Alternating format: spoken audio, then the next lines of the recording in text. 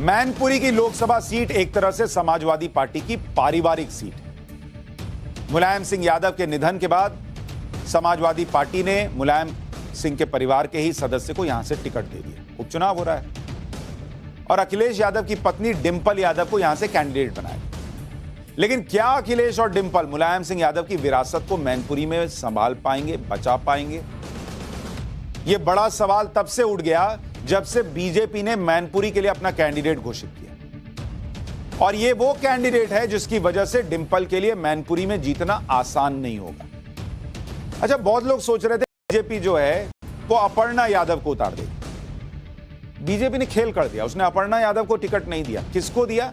BJP ने मैनपुरी में डिंपल यादव के सामने जो कैंडिडेट उतारा उनका नाम है रघुराज शाक्य। ये है भाई साहब, रघुराज शाक्य के जरिए बीजेपी मैनपुरी में समाजवादी पार्टी के गढ़ में सेंध लगाने की तैयारी कर रही है।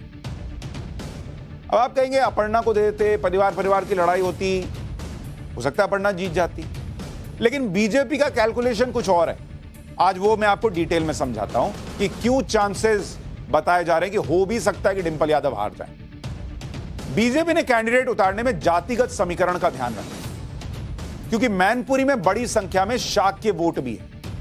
इसके बाद बीजेपी ने मैनपुरी उपचुनाव की तैयारी पहले से ही की।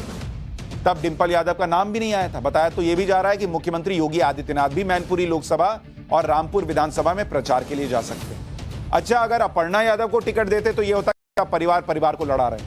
अभी यह रघुराज सिंह शाक्य को टिकट देने से यह मैसेज चला गया कि शाक्य समाज के किसी व्यक्ति को आगे ला रहे हैं, परिवार को लड़ाने में विश्वास नहीं है। तो वो मैसेजिंग भी हो गई। अब आप कहेंगे रघुराज सिंह शाक्य कैसे हरा देंगे डिंपल यादव को? हराएंगे या नहीं ये तो चुनाव के बाद पता चलेगा। लेकिन आप रघुराज सिंह शाक्य की प्रोफाइल देखेंगे तो यह बहुत दिलचस्प है और आपको पता चलेगा कि क्यों यह कहा जा रहा है कि हो सकता हरा दे। बीजेपी ने क्यों रघुराज सिंह शाक्य को मैनपुरी में कैंडिडेट बनाया, सुनिए।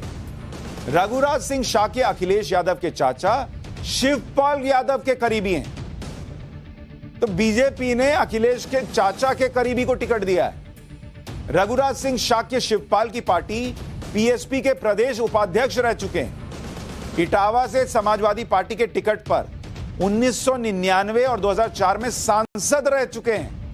यानी ये समाजवादी पार्टी की राजनीति और मुलायम परिवार की राजनीति को अच्छे से जानते हैं। और जिस तरह से अखिलेश और शिवपाल का टकराव है, उसमें शिवपाल के करीबी को मैनपुरी से उतारकर बीजेपी ने बड़ा दांव चल दिया। कहने को तो कहा जा रहा है कि शिवपाल जो है वो बहुरानी के लिए प्रचार करेंगे, लेकिन उनका आदमी तो बहुरानी को टक्कर दे रहा है। और इसलिए कहा जा रहा है कि मैनपुरी का चुनाव दिलचस्प हो गया। अगर आप 2019 का चुनाव देखें और मैनपुरी में समाजवादी पार्टी के जीत का अंतर देखें तो आपको पता चलेगा कि क्यों बीजेपी ये चुनाव जीत भी सकती है। क्यों ये बातें कही जा रही हैं, इसको जरा समझिए।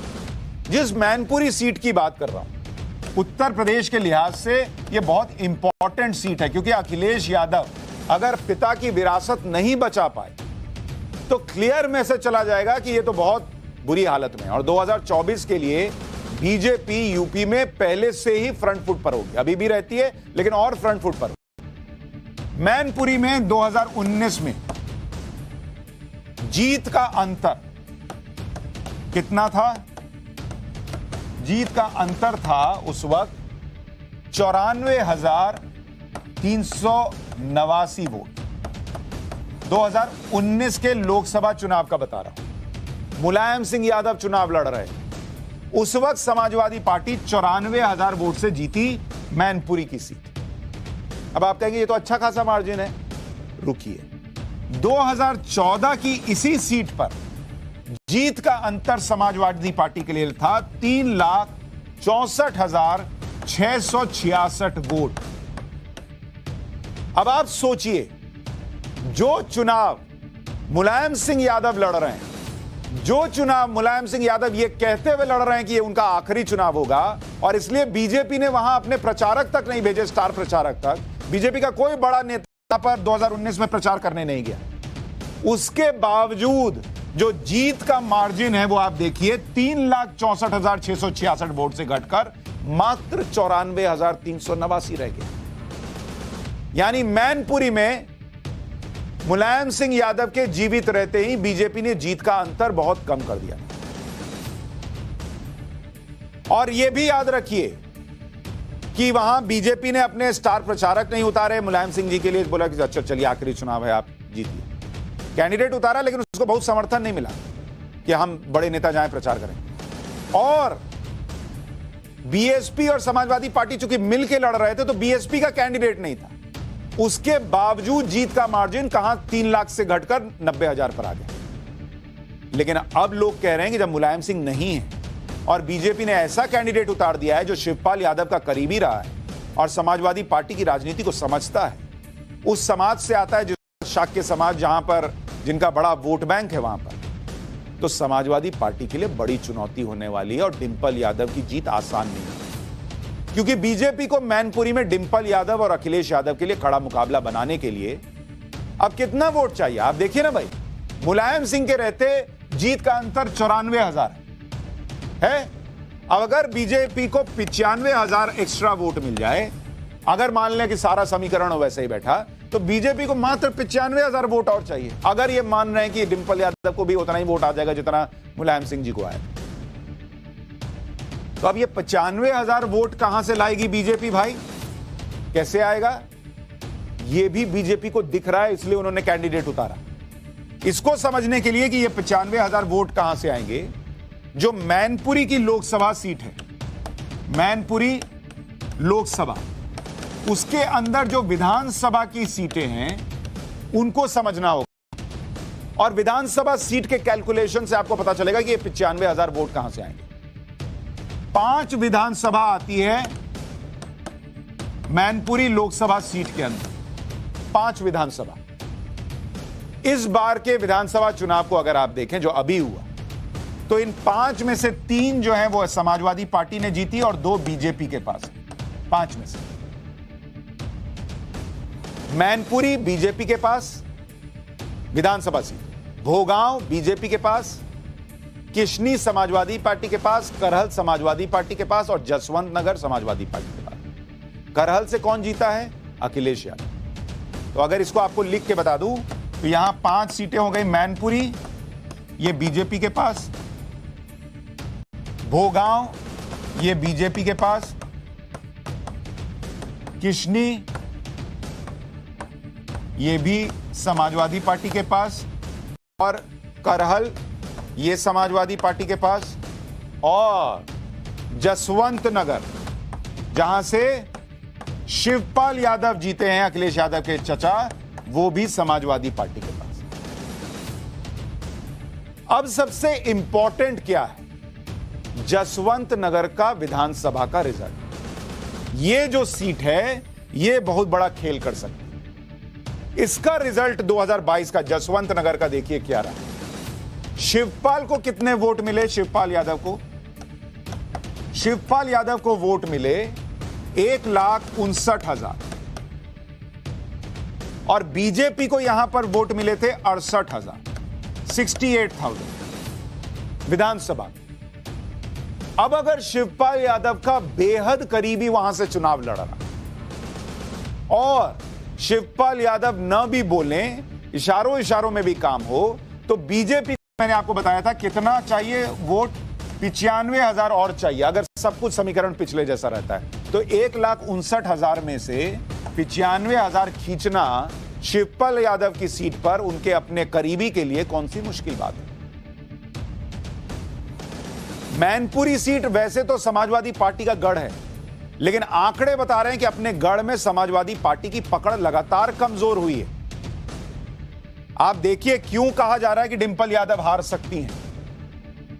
2009 में देखिए समाजवादी पार्टी के पास वोट प्रतिशत था 56% वोट शेयर था, वोट प्रतिशत 2009 में। बीएसपी के पास था 31% और बीजेपी के पास 2009 में मैनपुरी में वोट प्रतिशत था मात्र 8%। और जीत का मार्जिन जो था वो 1,70,000 का था वोट का। ये 2009 का बता रहा है। 2014 इसमें समाजवादी पार्टी के पास वोट शेयर 59%, बढ़ गया 3%। बीजेपी का वोट शेयर जो है वो बीजेपी से पहले बीएसपी का वोट शेयर घट के हो गया 14%, और बीजेपी का वोट शेयर हो गया बढ़कर 23%, 8% से सीधा बढ़कर 23%, और जीत का मार्जिन 3,60,000 वोट। फिर 2014 का, ये हो गया 2014 उपचुनाव हुआ, क्योंकि मुलायम सिंह ने यह सीट छोड़ी। उपचुनाव में क्या हुआ भाई? समाजवादी पार्टी का वोट शेयर बढ़कर हो गया 64%। तेज प्रताप सिंह यादव यहां से लड़े। बीजेपी का वोट परसेंट हो गया 32%, 32%, और जीत का मार्जिन 3,20,000, फिर 3 लाख। अब आइए 2019 में क्या हुआ? समाजवादी पार्टी को 53% वोट शेयर मिला, बीजेपी को मिला 44%, और जीत का मार्जिन घटकर हो गया मात्र 94,000 वोट। अब आप देखिए कि क्यों कहा जा रहा है कि बीजेपी जीत सकती है, डिंपल यादव हार सकती है। एक तो मैंने बताया कैंडिडेट कौन है, कैसे जो है वो दूसरी तरीके से, मतलब आप कहिए कि इशारों में शिवपाल यादव भी खेल कर सकते हैं बीजेपी के पक्ष में। लेकिन आप सफर देखिए बीजेपी का। 2009 में जो बीजेपी 8% पे थी, वो 2019 में 44% है, 36% का गेन है, 36% का वोट शेयर बढ़ा है। और जो समाजवादी पार्टी 56% से होते होते 64% पे गई थी, वो कर आ गई 53% पर। और वो 53% कब है? 2019 में, जब समाजवादी पार्टी के सामने इसके साथ बीएसपी लड़ रही है और मुलायम सिंह के लिए प्रचार नहीं हो रहा, मुलायम सिंह के खिलाफ प्रचार नहीं कर रही है बीजेपी। जीत का मार्जिन घट गया, वोट प्रतिशत घट गया, और बीजेपी ऊपर चली गई। और अगर आप इसको समझें कि मायावती इस बार भी अपना कैंडिडेट नहीं उतार रही है, तो मायावती का वोट किधर गया? देखिए, 31% से घटकर जब 14% हुआ तो किसका वोट बढ़ा? बीजेपी का। जब 2014 उपचुनाव में नहीं लड़ी बीएसपी तो किसका वोट बढ़ा? बीजेपी का। और जब 2019 में बीएसपी समाजवादी पार्टी के साथ गई, कैंडिडेट नहीं उतारा, तो किसका वोट बढ़ा? 44%, बीजेपी का। तो इस बार भी मायावती कैंडिडेट नहीं उतार रही हैं, तो बीजेपी का वोट बढ़ने की उम्मीद बढ़ गई है। अब आपको यहां याद रखना होगा कि यूपी में इसी साल रामपुर और आजमगढ़ लोकसभा सीट पर उपचुनाव हुए। दोनों सीट पर बीजेपी ने जीत दर्ज की थी। ये दोनों सीटें समाजवादी पार्टी का गढ़ थी, तो बीजेपी पहले भी गढ़ में सेंध लगा चुकी है। बीएसपी अध्यक्षा मायावती ने एक ट्वीट किया है जिसमें उन्होंने कहा है कि समाजवादी पार्टी के लिए मैनपुरी सीट बचाना चुनौती है। वो लिख रही हैं कि अगले महीने मैनपुरी लोकसभा और रामपुर विधानसभा के लिए उपचुनाव में है। ये उन्होंने 7 नवंबर को ट्वीट किया था। आजमगढ़ की तरह ही सपा के सामने अपनी इन पुरानी सीटों को बचाने की चुनौती है। देखना होगा कि क्या सपा ये सीटें भाजपा को हराकर पुनः जीत पाएगी, या फिर वो भाजपा को हराने में सक्षम नहीं है, यह पुनः साबित होगा। आजमगढ़ के उपचुनाव में बीएसपी को 2,66,000 वोट मिले और बीजेपी 8,000 वोट से जीत गई। तब यह आरोप लगा था कि बीएसपी ने समाजवादी पार्टी को नुकसान किया। लेकिन रामपुर के उपचुनाव में बीएसपी का कैंडिडेट नहीं था, लेकिन बीजेपी वहां भी 42,000 वोट के अंतर से चुनाव जीती थी। हालांकि डिंपल के पक्ष में भी कुछ बातें हैं, ऐसा नहीं कि एक तरफा मुकाबला बीजेपी जीत रही है। डिंपल यादव के पक्ष में क्या है? पहली बात तो यह कि मुलायम सिंह के निधन के बाद एक सिंपैथी वोट होगा जो उनके पक्ष में जा सकता है। दूसरी बात, मैनपुरी में समाजवादी पार्टी का परंपरागत 50% वोट है, कट्टर वोट। क्योंकि आप देखिए, कभी भी समाजवादी पार्टी का वोट शेयर 50% से नीचे नहीं गया। तीसरी बात, शिवपाल यादव का बयान जिसमें उन्होंने कहा कि घर की बहू के साथ हैं। हालांकि लोग कह रहे हैं कि वो बहू के साथ है और उनका कैंडिडेट बीजेपी के साथ है, उनका करीबी बीजेपी के साथ है, तो वो किधर है मन से ये पता नहीं चल रहा। चौथी बात, मैनपुरी के प्रचार में समाजवादी पार्टी के स्टार प्रचारकों में शिवपाल का नाम भी है। और पांचवी बात, बीएसपी का चुनाव न लड़ना। लेकिन ऐसे में इतना तो मान के चलिए कि मैनपुरी का यह चुनाव बहुत दिलचस्प, एक तरफा जीत मिल जाए, इसको लेकर तमाम लोग चर्चा कर रहे हैं कि ये लग नहीं रहा। और अगर डिंपल यादव चुनाव हार जाएं तो बहुत आश्चर्य भी नहीं होगा, क्योंकि बीजेपी सिस्टमैटिकली बहुत तरीके से समाजवादी पार्टी के गढ़ में सेंध लगा रही है।